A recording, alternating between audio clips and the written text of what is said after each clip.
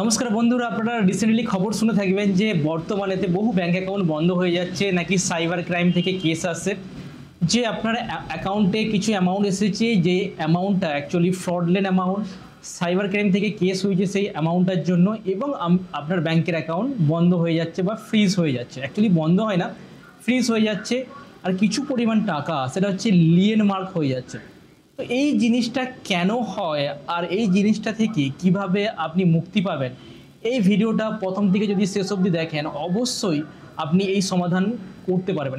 এই যে সমস্যাটা সমাধান কিন্তু ক্লিয়ারলি আমি বলে দেবো এই ভিডিওতে। তো ভিডিওটা অবশ্যই আপনি প্রথম থেকে শেষ অবধি দেখবেন। ওকে, তো চলুন জেনে নিই এই সমস্যাটা কেন হয়।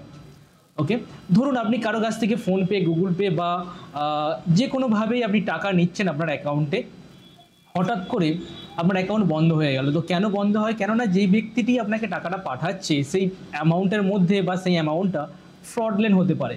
মানে ওই যে ব্যক্তিটি পাঠাচ্ছে আপনার অ্যাকাউন্টে, বা ওই ব্যক্তিটি যে কারো কাছ থেকে ধর টাকাটা পেয়েছে, তো সেই ব্যক্তিটির থ্রু হয়ে আসছে। মানে এটা লেয়ার থাকে, লেয়ার 1, লেয়ার 2, লেয়ার 3, লেয়ার 4, এই 4টে লেয়ার থাকে। ওকে, সেই লেয়ারের মাঝে যদি আপনার অ্যাকাউন্টে যদি টাকা চলে আসে, তাহলে কিন্তু আপনার অ্যাকাউন্টটা অ্যাজ আ সাসপেক্ট গণ্য হবে এবং সাইবার ক্রাইম আপনার অ্যাকাউন্টটাকে ফ্রিজ করে দিবে। মনে করুন, আমি আবার ক্লিয়ার করে বুঝিয়ে দিচ্ছি। মনে করুন একটি ব্যক্তি ফ্রড করেছে, সেই টাকাটা একটা দোকানদারকে পেমেন্ট করেছে, সেই দোকানদার আবার তাদের যে হোলসেলার আছে তাকে পেমেন্ট করেছে, আবার সেই হোলসেলার আবার একটি গ্রাহককে পেমেন্ট করেছে। তো এইরকমভাবে তিনটে যে লেয়ার আছে, এই টাকাটা থ্রু হয়ে যাচ্ছে, এরকম 3-4টে লেয়ার অবধি যায়।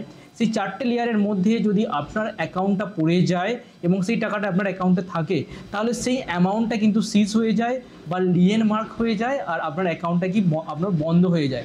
আমরা রিসেন্টলি নিউজ শুনেছিলাম যে মাত্র 200 টাকার জন্য একজনের 6 কোটি টাকার অ্যাকাউন্ট ফ্রিজ হয়ে গিয়েছিল। তারপরে তাকে যেতে হয়েছিল কোর্টেতে গিয়ে কিন্তু সে ফর সেলেক্ট করে ক্লিয়ার করে সেই 200 টাকাটা মাইনাস করে অ্যাকাউন্টটাকে ওপেন করতে পেরেছে।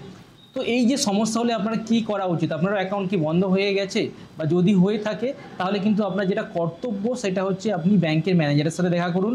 মানে আপনার যদি ইউকো ব্যাংকের অ্যাকাউন্ট থাকে, ইউকো ব্যাংকের ম্যানেজারের কাছে যাবেন, গিয়ে বলবেন যে আমার এই টাকাটা কেন লিয়েন মার্ক হয়েছে, কি সমস্যা।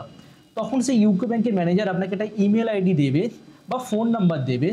সেই ইমেল আইডিতে আপনাকে ক্লিয়ারলি ভালোভাবে লিখতে হবে, মেলে লিখতে হবে যে আপনি যে টাকাটা রিসিভ করেছেন, কী পারপাসে রিসিভ করেছেন।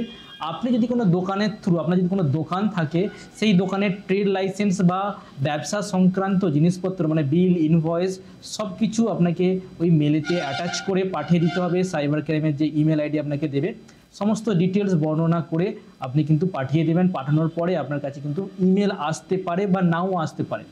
যদি অফিসার ভালো হন, আপনাকে কিন্তু রেসপন্স করবেন এবং ওই কেসটা যেই কারণের জন্য আপনার অ্যাকাউন্ট কিন্তু ফ্রিজ হয়ে যাচ্ছে সেই অ্যামাউন্টটা রিলিজ করে দেবে। মানে তারা বুঝে যাবে যে আপনি কোনো সাসপেক্ট নন। ওকে, অপরাধী আপনি নন। ঠিক আছে, তো এটা বলার জন্যই কিন্তু আমি এই ভিডিওটা বানাচ্ছি। যদি সমস্যা হয়ে থাকে তাহলে কিন্তু ব্যাংকের ম্যানেজারের কাছ থেকে সমস্যার সমাধান করতে পারবেন। আরেকটা উপায় আছে, সেটা হচ্ছে 1930 এই নাম্বারে ফোন করে যে অ্যাকনোলেজমেন্ট নাম্বার, একটা অ্যাকনোলেজমেন্ট নাম্বার পাবেন, সেটা হচ্ছে আপনার ব্যাংক থেকে ইমেল আইডি, অ্যাকনোলেজমেন্ট নাম্বার বা ফোন নাম্বার পেতে পারেন।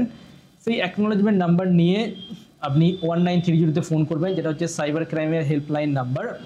অথবা আপনি চাইলে আপনার নিয়ারেস্ট যে থানা আছে, সাইবার সেল থাকে, সেই সেলেতে আপনি গিয়ে যোগাযোগ করতে পারেন। তারা আপনার হয়ে কিন্তু অনেক হেল্প করে দেবেন। ওকে, তো এইভাবেই কিন্তু মুক্তি পাওয়া যেতে পারে। আপনি চেষ্টা করে দেখুন, অবশ্যই এর সমাধান হবে। আমি নিজেও দেখেছি এর সমাধান হয়েছে এবং মেলেতেই সমাধান হয়ে যায়। যদি মেলেতে না হয় 1930-তে কল করুন। সেখানেও যদি সমাধান না হয়ে যায়, তাহলে আপনি আপনার লোকাল যে সাইবার সেল আছে, থানাতে একটি করে সাইবার সেল বর্তমানে আছে, সেখানে গিয়েও কিন্তু আপনি কন্ট্যাক্ট করতে পারবেন। আশা করছি আমার দেওয়া ইনফরমেশনটি আপনি ভালো লেগেছে, আর ভালো লাগলে অবশ্যই এটা আপনার বন্ধুদের সাথে শেয়ার করুন। যা দরকার তার কাছে এই ভিডিওটি পাঠিয়ে দিন। আর আমাদের সাথে থাকার জন্য ধন্যবাদ। আর চ্যানেলটিকে ফলো বা সাবস্ক্রাইব করে রাখুন।